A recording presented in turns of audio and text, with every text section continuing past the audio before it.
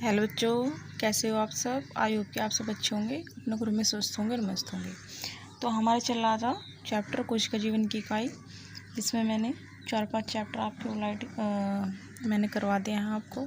तो आज आगे का टॉपिक कंटिन्यू करेंगे। तो मैंने प्रोकैरियोटिक कोशिका हमारी चल रही थी। प्रोकैरियोटिक कोशिका की मैंने जो संरचना थी उसके बारे में मैंने आपको पढ़ा दिया था। कोशिका झिल्ली के बारे में मैंने पिछले लेक्चर में आपको पढ़ाया था। कोशिका झिल्ली के क्या कार्य होते हैं और कैसे कैसे वो कार्य करती है प्रोकैरियोटिक कोशिका में, इसके बारे में मैंने आपको पढ़ाया था पिछले लेक्चर में। तो हमारा रह गया है प्रोकैरियोटिक कोशिका में कोशिका द्रव्य। आज हम इसे ख़त्म करेंगे कोशिका द्रव्य को।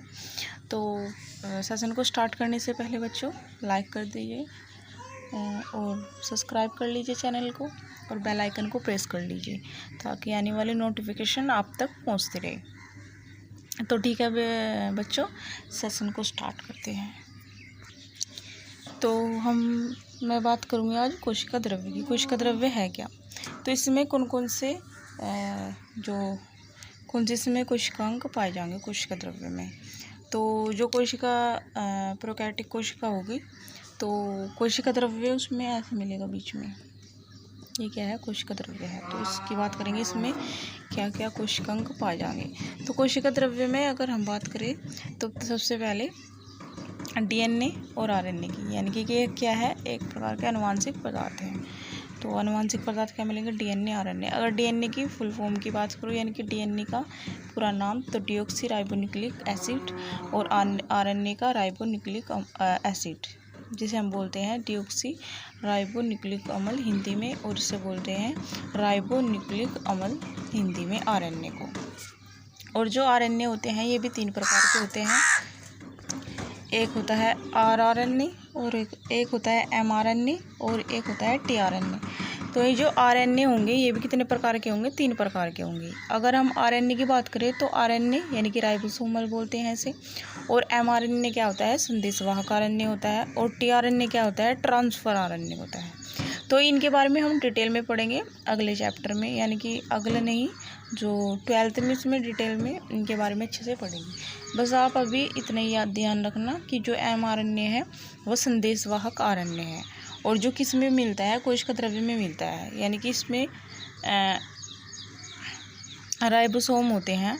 तो राइबोसोम जुड़े होते हैं, तो उन पे क्या मिलता है, एमआरएनए मिलता है। ये क्या है, राइबोसोम यहाँ पर मिल रहे हैं। तो राइबोसोम में क्या एमआरएनए जुड़ा होता है। ये एमआरएनए क्या है, एक संदेशवाहक आरएनए है। और जो राइबोसोम होता है, यानी कि राइबोसोम में है जिस पर एमआरएनए जुड़ा हुआ है, तो ये संदेशवाहक आरएनए, तो इसे नाम देते हैं राइबोसोम। जो संदेशवाहक आरएनए के साथ जुड़ा होता है तो उसे कहते हैं बहुराइबोसोम या बहुसूत्र। ये इम्पोर्टेंट है, इसे बोलते हैं बहुसूत्र या बहुराइबोसोम। जो एग्जाम में कई बार पूछा भी गया है नीट के। तो इसे जो राइबोसोम संदेशवाहक आरएनए के साथ जुड़ा हुआ होता है उसे क्या बोलते हैं, बहुराइबोसोम या बहुसूत्र, या पॉलीराइबोसोम या पॉलीसोम इंग्लिश में बोलते हैं इसे। तो कोशिका द्रव्य में हमने पढ़ा डीएनए आरएनए के बारे में। अब हम राइबोसोम, तो इसमें मैंने आपको पहले पढ़ाया था कि राइबोसोम कितने प्रकार के मिलेंगे, 70S मिलेंगे। इस प्रकार के राइबोसोम मिलेंगे जो कितनी उप इकाइयों से मिलकर बने हैं, 2 उप इकाइयों से मिलकर बने होते हैं। ये भी मैंने आपको बताया था डिटेल में। मैंने राइबोसोम के बारे में आपको पढ़ा दिया था। और राइबोसोम का क्या कार्य होता है, प्रोटीन की फैक्ट्री, यानी कि राइबोसोम क्या करता है, प्रोटीन की फैक्ट्री भी सिखाया जाता है, क्योंकि राइबोसोम प्रोटीन बनाता है। प्रोटीन से बने हुए भी राइबोसोम होते हैं और प्रोटीन बनाते भी हैं। तो प्रोटीन की फैक्ट्री भी किसे कहते हैं, राइबोसोम को कहते हैं। तो मैंने ये आपको डिटेल में पढ़ा दिया है राइबोसोम। तो मैं यहाँ बस आपको रिवाइज करवाऊंगी, ज़्यादा नहीं बताऊंगी राइबोसोम के बारे में। तो राइबोसोम भी क्या होगा, कोशिका द्रव्य में पाया जाता है। तो ये हमने 2 पढ़ लिए, डीएनए आरएनए और राइबोसोम के बारे में। अब हम पढ़ेंगे अगला कि प्लाज्मिड। प्लाज्मिड भी क्या होगा, कोशिका द्रव्य में मिलता है। तो प्लाज्मिड, तो जो प्लाज्मिड है ये क्या है, एक प्लाज्मिड जो होगा केंद्रकाभ में पाया जाएगा, यानी कि केंद्रकाभ एक जगह का नाम है। तो प्लाज्मिड होगा केंद्रकाभ में पाया जाएगा, जिससे यानी कि ये क्या है, एक मुख्य आनुवांशिक पदार्थ के साथ जुड़ा हुआ होता है। केंद्रकाभ क्या है, मुख्य एक प्रकार का आनुवांशिक पदार्थ है, यानी कि अनुवांशिक पदार्थ किसे बोलते हैं, डीएनए को। तो ये भी क्या है, एक प्रकार का अनुवांशिक पदार्थ है। तो प्लाज्मिड जो होगा वो केंद्रकाभ में मिलेगा, यानी कि केंद्रकाभ एक जगह का नाम होगा, यानी कि जहाँ पर मुख्य अनुवांशिक पदार्थ के साथ जुड़ा हुआ होगा प्लाज्मिड। तो प्लाज्मिड क्या होगा, मुख्य अनुवांशिक पदार्थ के साथ जुड़ा हुआ होगा केंद्रकाभ में। केंद्रकाभ एक जगह, मान लो जगह होती है जहाँ पर क्या होता है, अनुवांशिक पदार्थ मिलते हैं। तो और इसका नाम क्या दिया हमने, एपिसोम। इसे हमने क्या बताया, एपिसोम। तो केंद्रकाभ में प्लाज्मिड क्या होगा, मुख्य अनुवांशिक पदार्थ के साथ जुड़ जाता है, जिसे हमने नाम दिया एपिसोम। तो इसे क्या बोलेंगे हम, एपिसोम। और ये क्या है, इम्पोर्टेंट भी है, नीट के एग्जाम में कई बार पूछा गया है। तो जो खास है उसे क्या करेंगे हम, अच्छे से याद रखेंगे। अब हम बात करते हैं केंद्रकाभ की। इसकी बात करते हैं कि केंद्रकाभ है क्या। तो केंद्रकाभ की बात करें तो जैसे मैंने बताया कि क्या है, न्यूक्लाइड है, इसे बोलते हैं। तो केंद्रकाभ क्या है, जिसे हम न्यूक्लियोइड भी बोलते हैं, प्रोक्रोमोसोम भी बोलते हैं, क्रोमोसोम भी बोलते हैं, ओरिजिनोफोरा भी इसके नाम है, इंग्लिश में इन्हें बोलते हैं।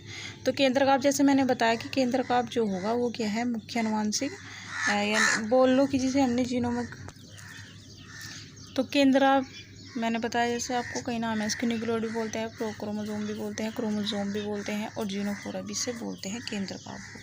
तो केंद्रकाभ है क्या, केंद्रकाभ की अगर हम बात करें तो ये वह जगह और वो क्षेत्र है जहाँ पर क्या मिलता है, मुख्य अनुवांशिक पदार्थ मिलता है। तो यानी कि अनुवांशिक पदार्थ मिलेगा, यानी कि जो प्रोकैरियोटिक कोशिका में मिल रहा था वो क्या था, मुख्य अनुवांशिक पदार्थ, जीनोमिक डीएनए जो मैंने बताया था, मुख्य अनुवांशिक पदार्थ। और उसके अतिरिक्त क्या मिलता है, प्लाज्मिड। तो मैंने ये आपको बताया था। तो जब वो केंद्रकाभ, तो वही जगह है, यानी कि केंद्रकाभ को हम कह सकते हैं कि वो जगह या क्षेत्र जहाँ पर अनुवांशिक पदार्थ मिलेगा, यानी कि जीनोमिक डीएनए यहाँ पर क्या होगा, मिलता है। तो उस जगह को क्या बोलेंगे हम, केंद्रकाभ। तो केंद्रकाभ के बारे में हमने पढ़ लिया। अब हम आगे पढ़ते हैं।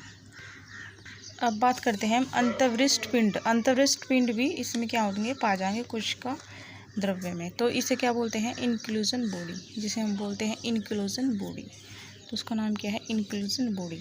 और अंत का मतलब अंदर, और विष्ट मैंने वेस्ट, जो बचा हुआ पदार्थ होता है उसे क्या करते हैं, एक पिंड के रूप में स्टोर करके रखते हैं, बचा के रखते हैं। तो वही मैंने बताया कि बचा हुआ पदार्थ जो होगा वो कोई स्थान पर क्या होता है, इकट्ठा होता है, उस पर कोई आवरण नहीं मिलता। और वैसे ही कोशिका में क्या होगा, बचा हुआ पड़ा रहेगा, जिस पे क्या होता है, आवरण नहीं रहता, कोई आवरण नहीं होता इस पर। और ये अंतर्वृष्ट जो यानी कि पिंड होगा, जो बचा हुआ पदार्थ होता है, ये भी बचा हुआ पदार्थ कैसे होता है, मतलब इसमें क्या क्या पाए जाते हैं। तो ये खाद्य पदार्थ जो होगा एकत्रित होगा, वो दो प्रकार का होता है। एक तो गैसीय अंतर्वृष्ट पिंड, जो क्या होते हैं, खाली होते हैं, यानी कि गैस की अवस्था में होते हैं, जैसे क्या होते हैं, अंदर से खाली होते हैं, जिसे हम गैसीय अंतर्वृष्ट पिंड मिलते हैं, पिंड कहते हैं। और ये जैसे नीलहरी शैवाल, ब्लू ग्रीन एल्गी बोलते हैं जिसे हम, तो उसमें क्या होंगे, पाए जाएंगे। अब जो ये खाद्य पदार्थ होंगे कैसे होते हैं, तो उसमें ग्लाइकोजन कणिका जैसे जीवाणु में मिलेगी, फॉस्फेट कणिका जैसे सभी में मिलेगी, यानी कि जैसे एटीपी में मान लो, आरएनए, डीएनए में क्या मिलती है, फॉस्फेट कणिका मिलती है, तो ये मान लो कि सभी में मिलेगी। और साइनोफॉस्फीन कणिका, जिसे ब्लू ग्रीन एल्गी भी बोलते हैं, तो ये दोनों में मिले, गैस की अवस्था में भी और खाद्य पदार्थ में भी क्या होंगी, ये इकट्ठा होती है।